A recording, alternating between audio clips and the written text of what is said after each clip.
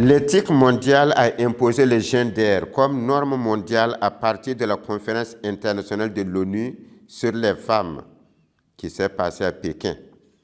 Cette théorie entend abolir toutes les frontières identitaires entre l'homme et la femme qui seraient autant de limites à la liberté de choisir des individus. Reniant la maternité de la femme et la paternité de l'homme comme des identités spécifiques, elle les considère comme de simples rôles sociaux construits. Elle affiche une volonté de ne plus différencier fondamentalement les sexes. Telle est la teneur d'ensemble de l'éthique mondiale. Du regard de l'homme croyant, une mauvaise anthropologie le sous-tend, induisant des contre-valeurs et des déviances. Elle impose ses normes en usant d'arguments fallacieux du genre « la contraception serait bonne pour la santé de la femme », la croissance de la population mondiale menacerait la survie terrestre de l'espèce humaine, la contraception moderne serait une condition sine qua non du développement. Derrière ces paradigmes, bien innocents, se cachent des programmes immoraux. À la conférence internationale sur la population et le développement tenue au Caire en 1994, on a forgé la santé et les droits sexuels et reproductifs. Derrière l'objectif affiché de l'accès universel à la santé reproductive se cachent des desseins inavoués. Le droit à l'avortement, l'accès aux produits contraceptifs et abortifs induisant la licence sexuelle, l'homosexualité et un eugénisme visant à limiter la croissance des populations pauvres et faibles. La teneur de l'éthique mondiale ainsi perçue, il nous reste à examiner notre rapport à elle, aussi bien en tant qu'Église qu'en tant qu'Africains. Notre rapport à l'éthique mondiale. Peut-être malgré nous, nous sommes inéluctablement confrontés à cette éthique.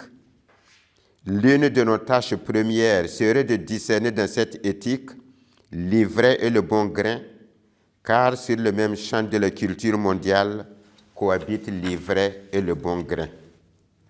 Il faut s'en convaincre. La nouvelle éthique mondiale n'est pas absolument et totalement mauvaise. Au cœur même de cette éthique sont tapis des signes du royaume à déceler lucidement.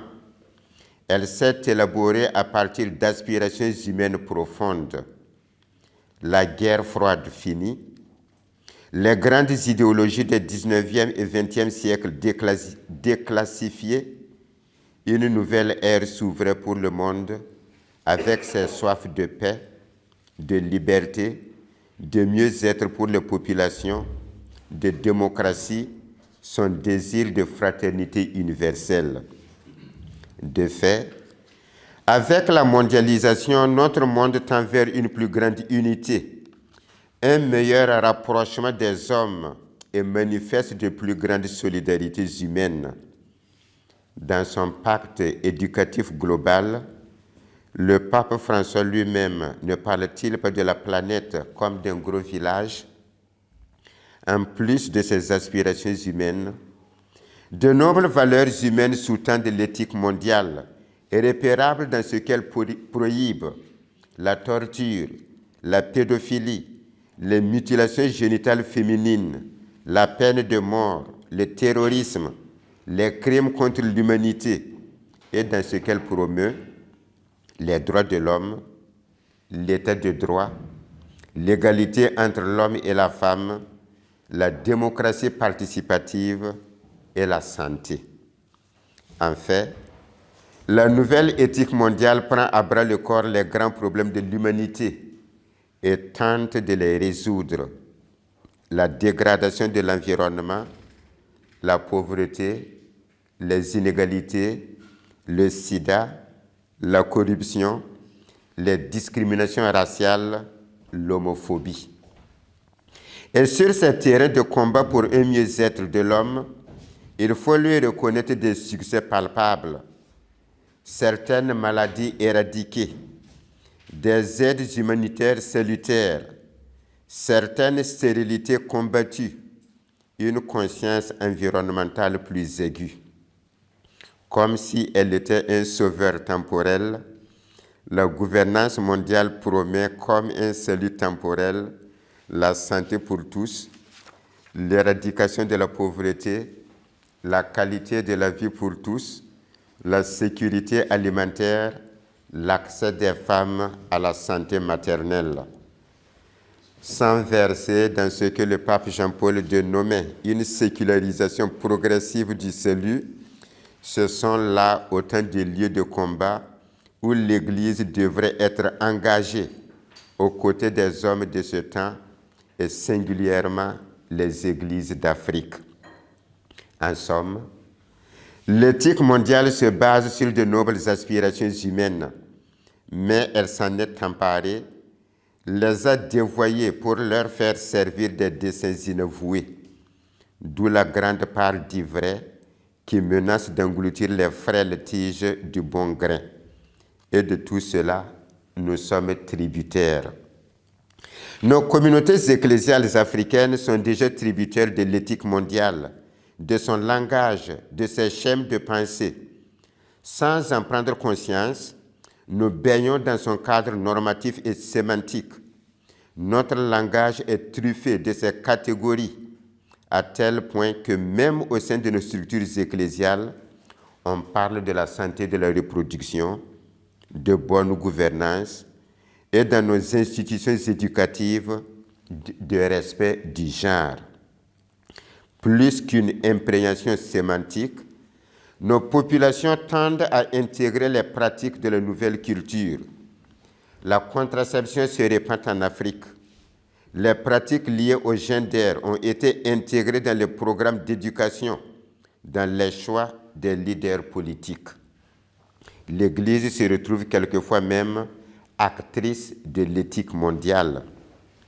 Des agences ou fonds onusiens, le PNUD, l'UNICEF, des fondations comme Bill et Melinda Gates, des organisations non gouvernementales convient souvent des structures ecclésiales à des partenariats. Attirés par les promesses alléchantes de financement, nous y engageons l'Église. Pourtant, ce sont les vecteurs de diffusion de l'éthique mondiale. Nous nous rendons ainsi complices de ces déviances. Plus que de simples tributaires, nous sommes des victimes de l'éthique mondiale. Au sommet de ces normes, l'Église se retrouve attaquée de toutes parts par des accusations de pédophilie, d'homophobie, de misogynie. À défaut de détruire cette institution, obstacle sérieux à l'expansion des normes de l'éthique mondiale dans tous les esprits et dans toutes les cultures, on travaille à la décrédibiliser, à réduire son influence sociale. La pression médiatique se fait tellement forte que nous cédons quelquefois à la panique. Des pasteurs ont dû démissionner. Des églises locales ont été forcées d'entrer dans des débats loin de nos urgences prioritaires. Tous les diocèses ont été sommés de mettre en place des bureaux de signalement, conditions d'accès aux subsides de Rome ou au financement des organismes d'églises occidentaux. Ainsi, confrontés à l'éthique mondiale qui imprègne progressivement nos cultures et menace de subvertir nos églises, que faire? Il est plus que temps de nous tracer des chemins pour nous éviter les écueils de cette éthique mondiale et ses déviances. Et j'aborde ainsi le troisième point, les enjeux et défis ecclésiaux et africains. Devant l'ampleur de ce phénomène de culture mondiale, la tentation du défaitisme nous guette.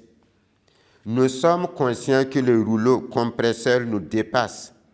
Une résistance est-elle possible, même au prix de financement de projets si chers et nécessaires à nos pays et à nos institutions ecclésiales? À cette étape de la réflexion, nous osons une ébauche de quelques pistes timides pour faire face au rouleau compresseur de l'éthique mondiale. Petit a, éviter le piège du laïcisme radical de l'éthique mondiale.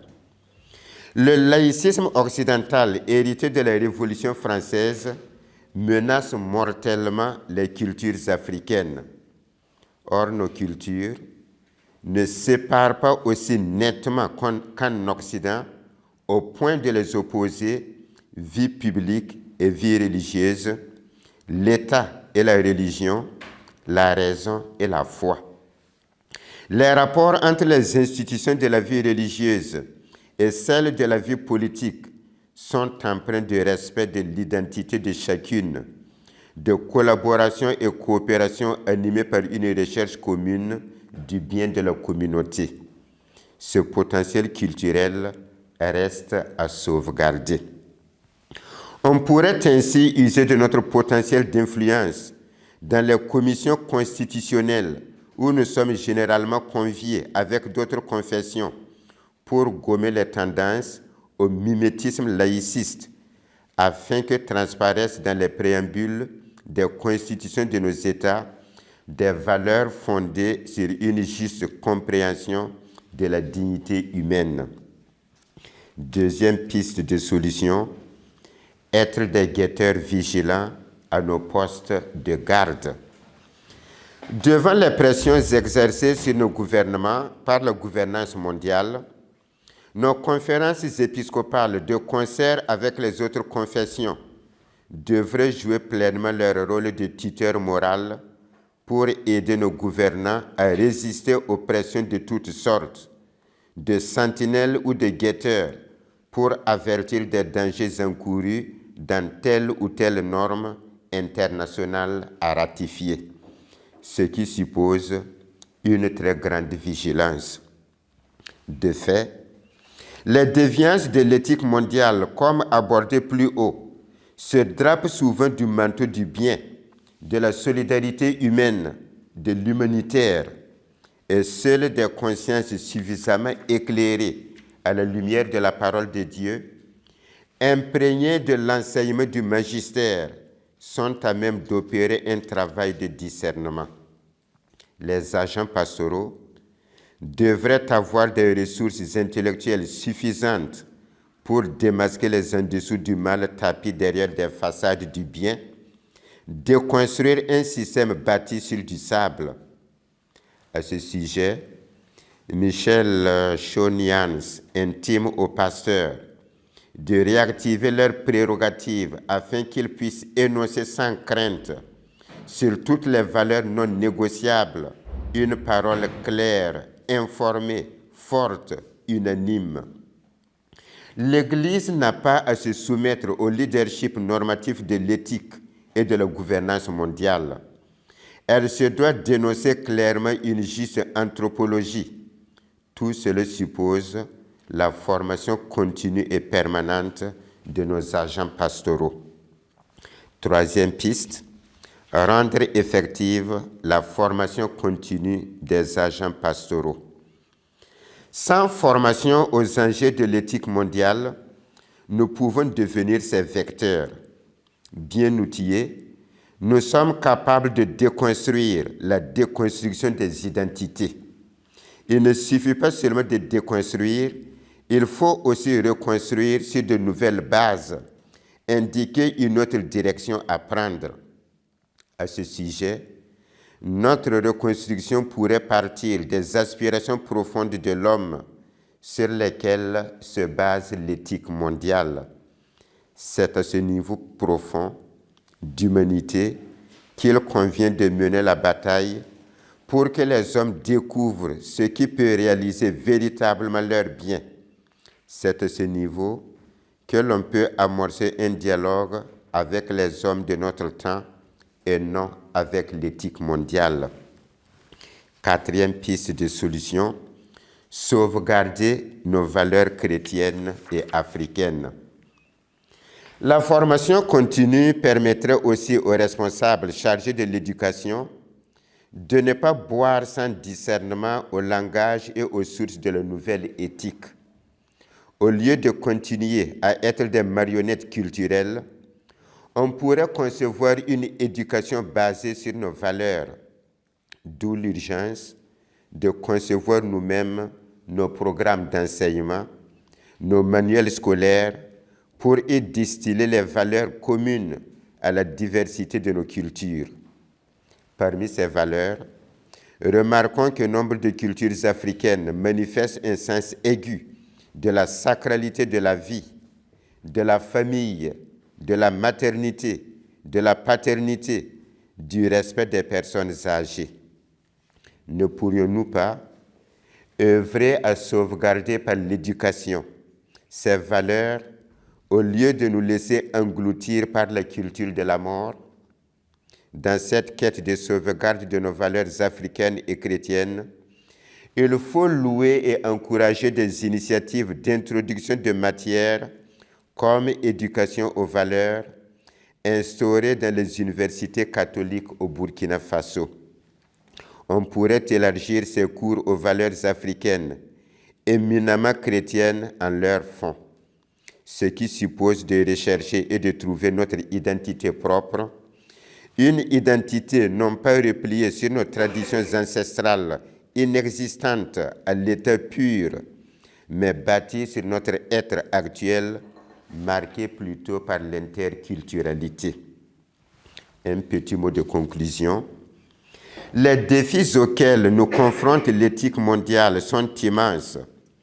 Ils pressent les pasteurs africains à ne pas somnoler, mais à être des veilleurs avertis.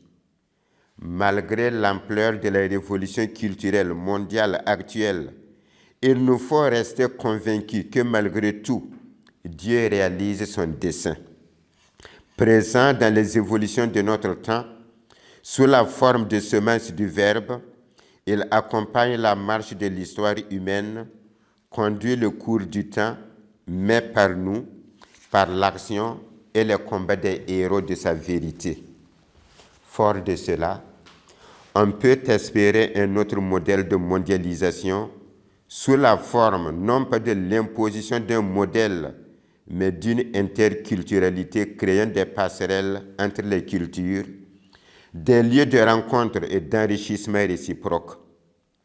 À cette interculturalité, notre continent pourrait apporter un supplément d'humanité à la culture occidentale, comme elle recevrait d'elle d'autres valeurs.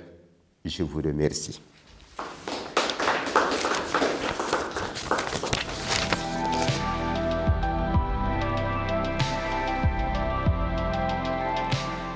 L'importance de la colonisation.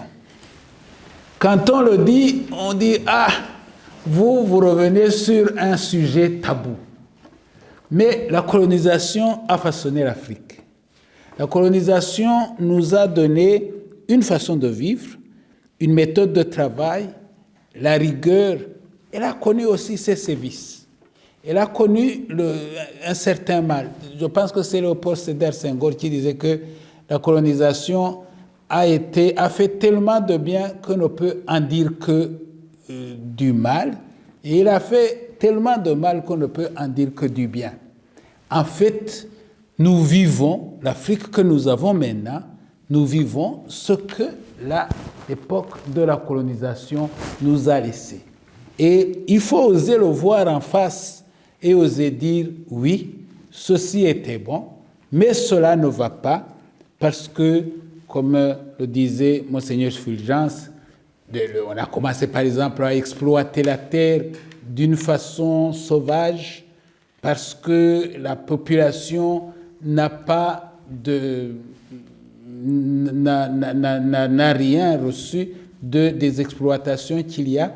Mais cette terre-là, dans une certaine mesure, on va continuer à l'exploiter. On ne peut pas dire, voilà, nous retournons à l'Afrique des années du XVIIIe siècle ou du début du XIXe siècle.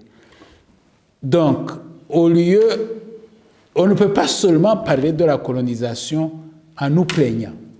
Nous devrions essayer de prendre les bienfaits de cette colonisation et tout simplement aller de l'avant.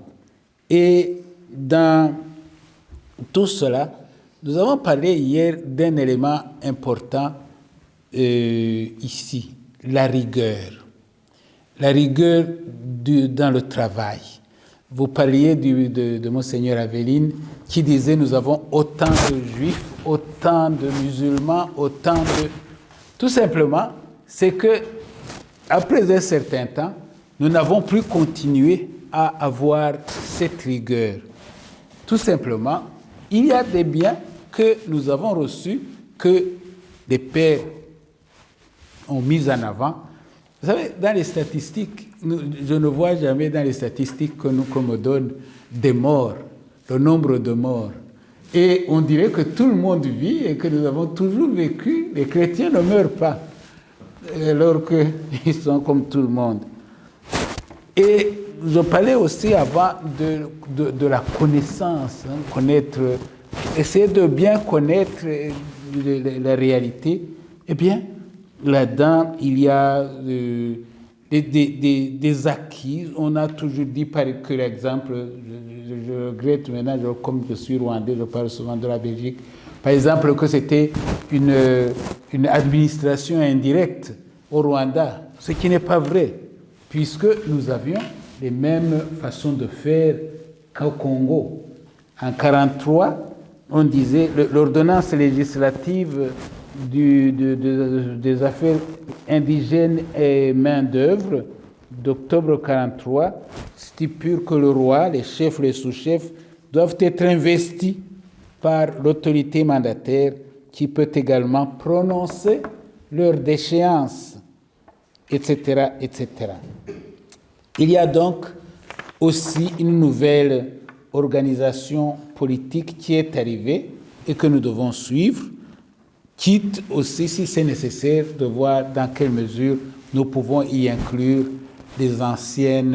l'ancienne organisation dans les pays, certains pays, le Congo avait ça au début, les chefs des tribus et autres qui restaient. Maintenant, l'Ouganda, par exemple, a créé pour certains royaumes, les rois qui sont retournés, qui n'ont pas beaucoup de pouvoir, mais qui sont là pour la population, qui aident la population et qui peuvent même l'avoir parce que le roi du Bouganda est très puissant. Le Kenya a fait du pays, je ne sais plus combien de counties, donc une quarantaine, pour essayer de remettre cette organisation en ordre, prendre l'ancien avec le nouveau et les mettre ensemble. Un troisième élément, c'est dans cette organisation, ce sont nos cadres, les cadres et les fonctionnaires. Vous savez, avec l'administration belge, par exemple, ou française, tous ces cadres-là ont commencé à regarder du côté de la Belgique. Et puis, quand il y a eu les indépendances, tous ces cadres regardent peut-être, disons, le chef de l'État. Et on a l'impression que notre élite, nos élites, les cadres des gouvernements, etc., eh bien, qui ne s'occupent pas de la petite population là en bas. Tout simplement parce qu'ils sont distraits. On n'a jamais refait la reconjonction, si vous voulez, entre les fonctionnaires et la population locale. Ils travaillent pour un autre qui est loin. Et je pense que pour nous, il est important de connaître un peu tout cela pour essayer de voir aussi comment nous aidons notre population. Le point de vue religieux, et puis là aussi, évidemment, il y a la connaissance du pays. Ici, vous m'excuserez si je fais un peu le lien, si j'essaie d'expliquer ce que je disais des cadres, le dire des prêtres. Parce que les prêtres peuvent vivre tout simplement comme des fonctionnaires. Comme des fonctionnaires, nous avons connu des prêtres qui vivent vraiment comme des missionnaires, comme on nous l'a dit, qui se donnent, qui travaillent avec les chrétiens, qui travaillent avec leur population, mais il y en a d'autres qui vivent comme des fonctionnaires qui disent aux chrétiens de venir vers eux au lieu d'aller vers le peuple chrétien, j'entends. Donc là, il est important de comprendre que nous ne gagnons rien en cléricalisme. On doit nous devons nous occuper de nos chrétiens, donc aussi la connaissance du pays, la connaissance des personnes qui sont là.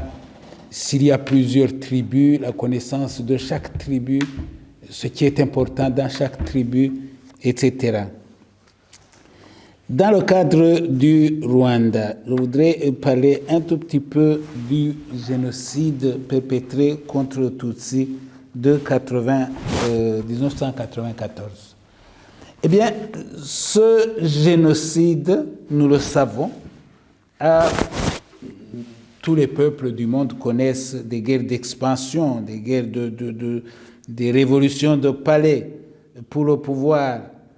Mais jusque-là au Rwanda, nous n'avions connu aucune guerre ethnique dans le pays.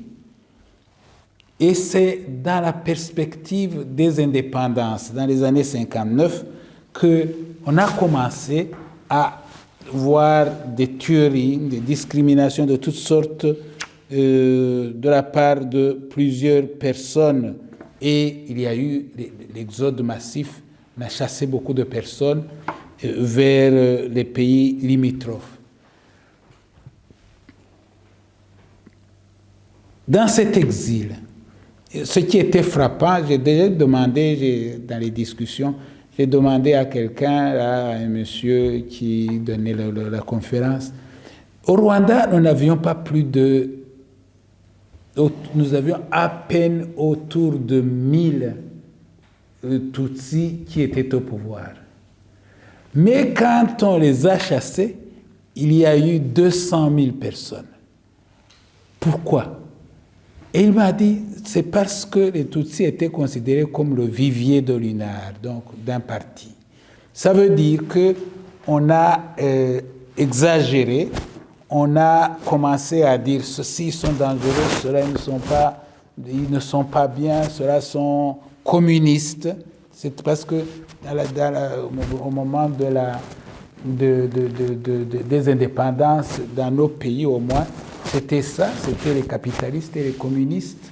Et nous avions les trois partis, l'UNAR, l'UPRONA, l'ANC Lumumba, qui étaient des partis communistes, et les autres étaient considérés comme des partis pro-occidentaux. Pour les gens, le communisme ne leur disait rien. Les gens ne connaissaient pas le communisme. Mais on leur a mis sur le dos cette étiquette. Mais dans le génocide, on oublie de dire qu'il y a eu, sur 1 million de morts évidemment, il y a eu des pertes incroyables des prêtres par exemple. Nous avons eu dans le génocide et la guerre autour de 142 prêtres tués. Ça voulait dire presque un tiers des prêtres rwandais autochtones tués dans cette période. Une cinquantaine de religieux et religieuses tués également. Alors,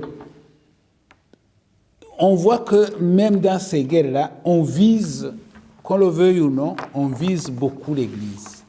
L'Église est visée, et je ne parle pas après de ce qui suit, de la perte de crédibilité, d'une certaine persécution qui suit parce que on n'a pas fait ce qu'on devait faire.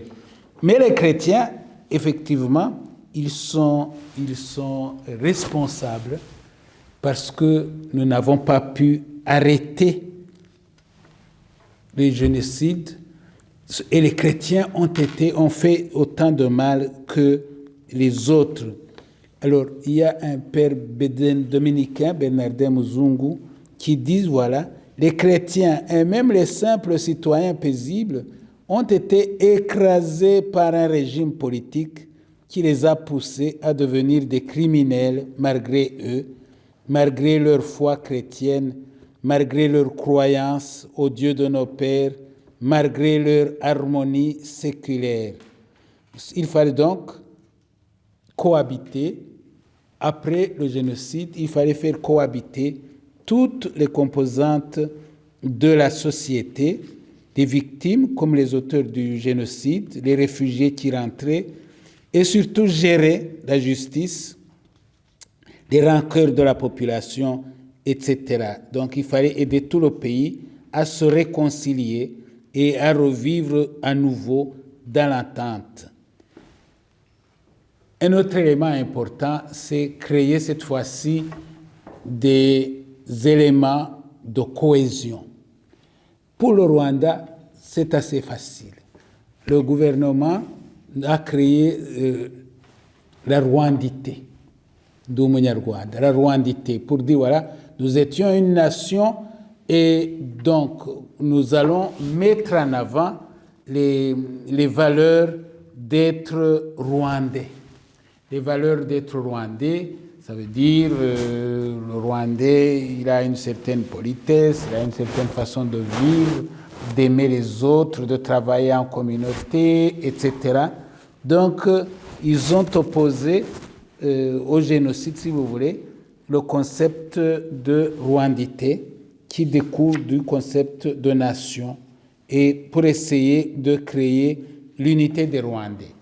Cela veut dire tout simplement, avant de voir les différences qu'il y a entre les ethnies, eh bien, sachez que vous êtes tous d'abord Rwandais. Donc, on rappelait aux Rwandais qu'ils étaient fils de la même nation avant d'appartenir à telle ou telle ethnie.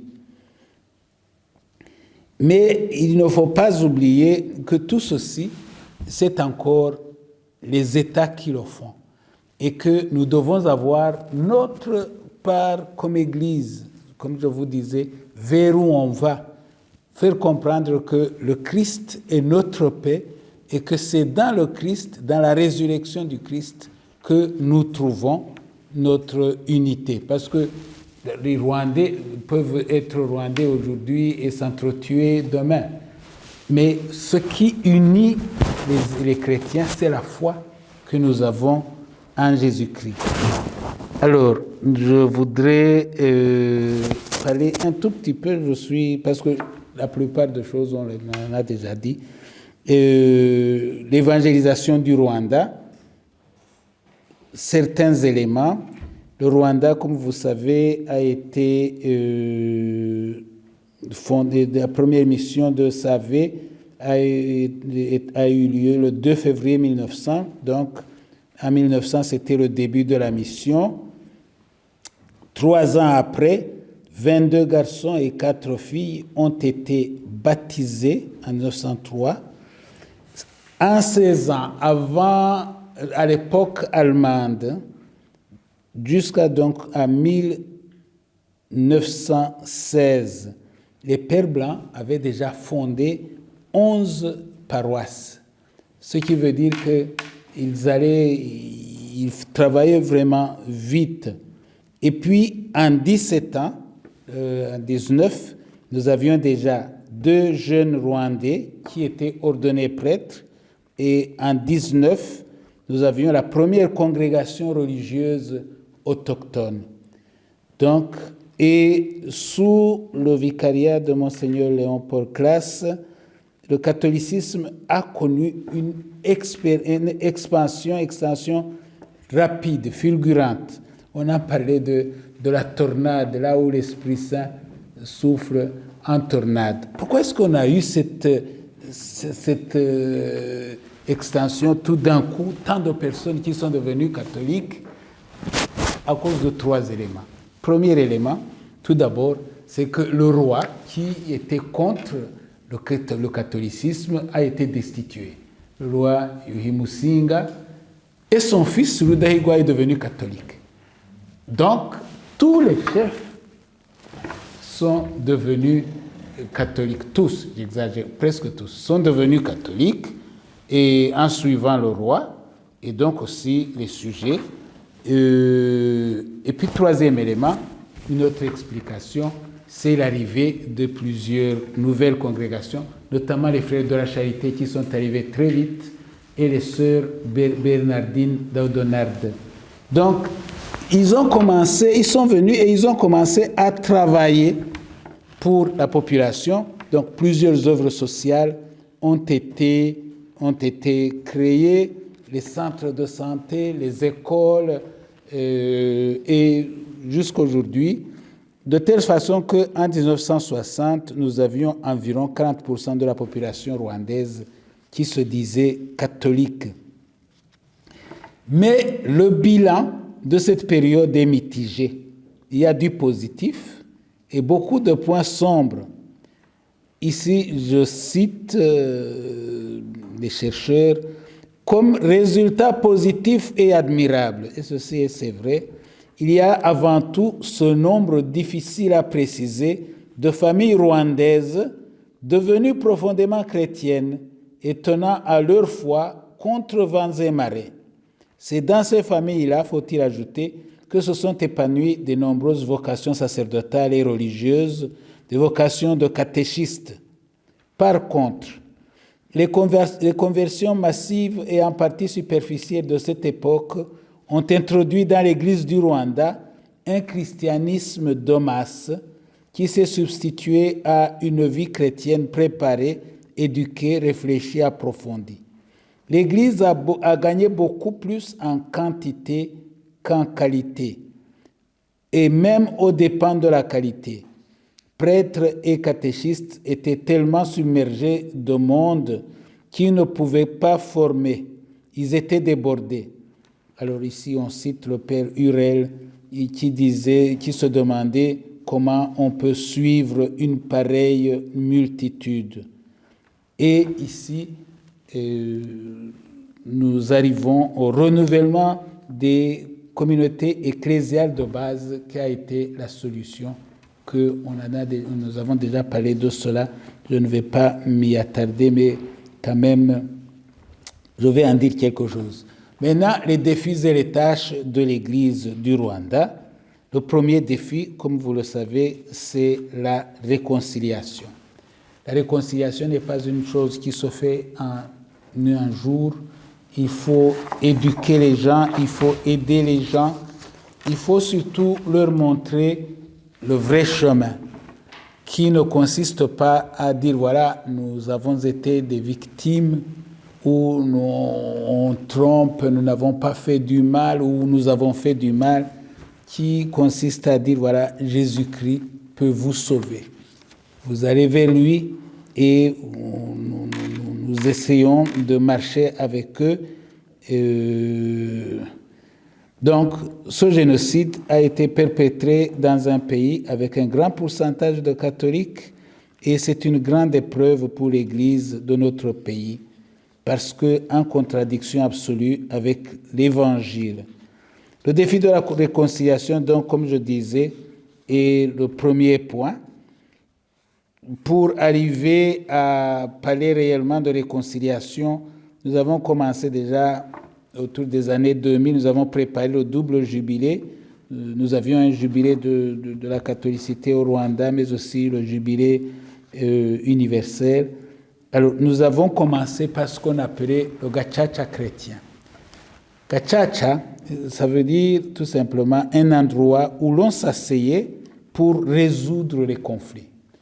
Les chrétiens se sont rencontrés dans les petites communautés ecclésiales de base et ils ont parlé. Donc, on essayait d'appréhender la vérité sur ce qui s'était passé et ils savaient que la conversion était nécessaire pour arriver à une véritable réconciliation. Ils savaient aussi, les Rwandais, que nul n'a gagné dans les conflits qui ont endeuillé notre patrie et que l'Église a perdu beaucoup de personnes des infrastructures et surtout perdu en crédibilité. L'Église donc s'est engagée dans cette voie comme ferment d'unité et de réconciliation. Et la véritable réconciliation consistera en premier lieu à aider tous ceux qui ont commis le crime de génocide à le reconnaître et à demander pardon. Et l'Église va les accompagner spirituellement en les aidant à manifester une véritable conversion de cœur. En second lieu, elle aidera les victimes à pardonner aux criminels. Ce pardon doit être un moyen de libération pour eux. Le pardon aide le coupable et la victime à marcher ensemble et à éviter ainsi la spirale de la haine et de la violence. Nous avons toujours dans nos paroisses maintenant des rencontres que nous faisons entre les victimes du génocide et les auteurs des crimes qui viennent, qui se rencontrent. Et puis, après un certain cheminement, la paroisse les accueille. On a même un petit rite pour les accueillir. À un moment, la victime vient, mais sur ses mains, sur l'auteur de celui qui a souvent tué ses parents, ses enfants, son mari, etc. Et lui pardonne, alors que toute l'Église, en même temps, fait ce geste pour montrer qu'elle pardonne à l'auteur des crimes, qu'elle est là pour pardonner à cette personne ensemble. Ce n'est pas seulement la victime qui pardonne, c'est l'Église de l'endroit avec elle. Deuxième élément, et j'en ai un peu parlé, les communautés ecclésiales de base, c'est un moyen d'approfondissement de la foi et de la réconciliation. Le renouvellement des communautés ecclésiales de base dans l'Église du Rwanda entre dans la logique de la perspective de la nouvelle évangélisation qui devrait nous faire arriver tout d'abord à une véritable conversion.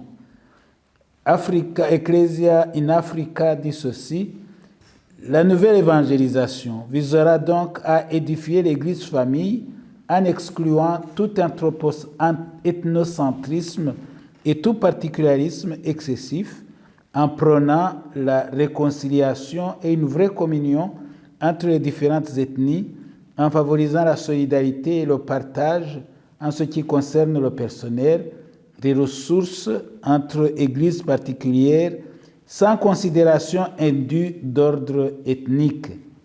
Donc c'est dans Ecclesia in Africa. Le Rwanda donc avait connu au début aussi des conseils des collines qui avaient été introduits par Monseigneur Classe. Et ces conseils devenaient trop grands et nous avons voulu, depuis les années 70, les évêques ont créé des communautés ecclésiales de base dans tous nos diocèses pour être plus proches. L'archidiocèse de Kigali écrivait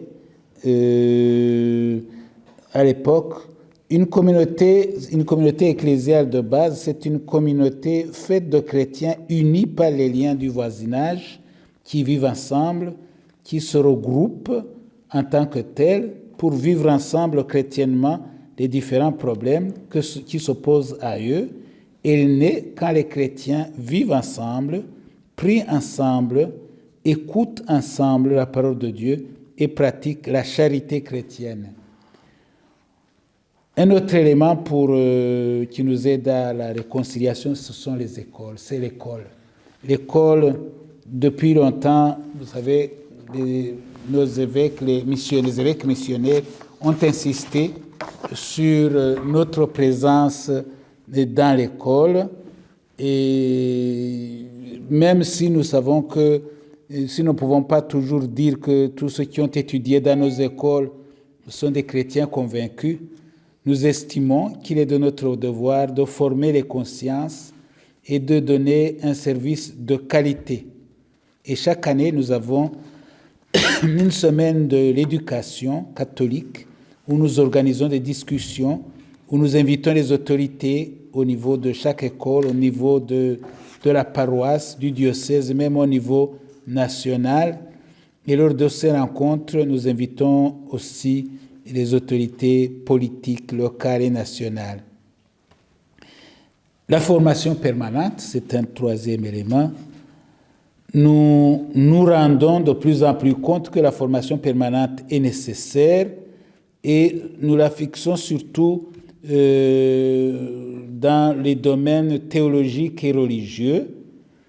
Et les difficultés d'ordre moral, religieux, de cohabitation avec les autres religions, tout cela exige l'imitation de la pensée, les cultures, etc. Tout cela exige une formation permanente qui aidera les prêtres, les professeurs, les personnes venant des différents pays pour se remettre à niveau. Et c'est pour cela que nous pensions créer un institut à Kigali qui allait aider tout ce monde, même des chrétiens, des bons chrétiens qui veulent avoir des lumières sur quelque chose. Je ne parlerai pas beaucoup de la famille. Son Éminence, le cardinal Kambanda, en a parlé, d'autant plus qu'il est président de la commission, de notre commission sur la famille. Et nous savons que, comme on l'a dit, eh bien, il est important que la famille vive chrétiennement pour aider les enfants. Alors pour cela, nous avons aussi fait les écoles des fiancés. Les écoles des fiancés, ce sont des écoles où les fiancés arrivent et étudient pendant 6 mois au moins. Ils ont des sessions de 2 jours par mois. Ils étudient ensemble, ils voient ensemble comment ils comprennent la famille, ce qu'ils devraient faire. Et c'est la communauté de l'Emmanuel qui a commencé. Mais ce qui est étonnant avec ces écoles de fiancés, c'est qu'il y a des fiancés qui commencent à travailler ensemble et puis tout d'un coup, ils trouvent qu'ils ne peuvent plus vivre ensemble. Et alors, c'est quelque chose que nous introduisons un peu partout dans nos diocèses, dans nos paroisses. Et évidemment, nous favorisons aussi les jubilés de 25 ans et de 50 ans de mariage, où nous mettons aussi, où nous étendons les veuves qui ne se sont pas remariées, ou les veufs. C'est plutôt les veuves. Souvent, les veufs se remarient très vite parce que c'est difficile pour eux de rester seuls. Mais les veuves vivent bien et nous les mettons ils font leur jubilé comme les autres. Enfin, la jeunesse, là aussi, nous en avons beaucoup parlé. Je ne vais pas insister, mais nous faisons un peu ce que le pape fait avec les JMJ. Avec les JMJ, ça veut dire que chaque année, dans chaque diocèse, nous avons une rencontre de la jeunesse qui a été préparée par une rencontre diocésaine et des rencontres paroissiales pour aider nos jeunes. Parce que les jeunes sont fragiles. Notre jeunesse a été victime des guerres et des conflits de leur père et elle en a beaucoup souffert. Heureusement, actuellement, la jeunesse rwandaise commence à être très fortement scolarisée, mais il y a le chômage aussi qui est là, qui empêche à nos jeunes de s'exprimer comme il faut. Alors, en conclusion, à la fin de cet exposé, nous pouvons nous demander ce qu'il en est de l'Afrique. J'ai parlé du Rwanda, mais le sujet qui m'a été proposé, donc, comme je vous disais, c'était de prévenir et gérer les conflits en urgence pastorale en Afrique. Le Rwanda, comme beaucoup d'autres pays d'Afrique, a connu un conflit qui a causé la mort entre les frères. En plus, les crises de la foi, les crises des familles et des jeunes se voient dans tous les pays. La pastorale que nous menons veut rappeler à tout le monde que nous sommes tous frères et que le Christ est notre paix. C'est pour cela que nous devons nous entraider et chercher à collaborer pour un monde meilleur. Il veut rappeler aussi l'amitié qui a existé entre le Nord et le Sud parce que nous avons la même foi en Jésus-Christ et avec notre groupe, l'amitié qui existe de plus en plus entre les églises du Sud. Nous espérons donc aussi que la nomination du premier cardinal rwandais donnera une nouvelle impulsion au catholicisme au Rwanda. Voilà, je voudrais tout simplement dire que ce que j'ai dit ici peut aussi se dire de l'Afrique, même si je n'ai aucune leçon à donner aux autres pays. Merci beaucoup.